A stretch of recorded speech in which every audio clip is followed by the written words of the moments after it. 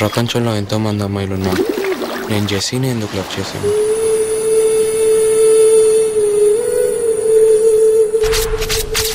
తనే జెస్సీ. అంత అందంగా ఉంటుంది, క్లాసీ. ప్రపంచంలో ఉన్న అమ్మాయిలందరూ ఇప్పటి నుంచి నా సిస్టర్సే, ఒక నువ్వు తప్ప. This is love Jessie.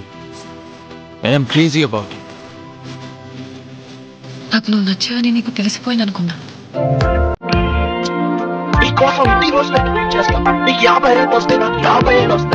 నా వెంట పడకపోయి ఉంటే నా మా నాన్న నేను ఉండేదాన్ని.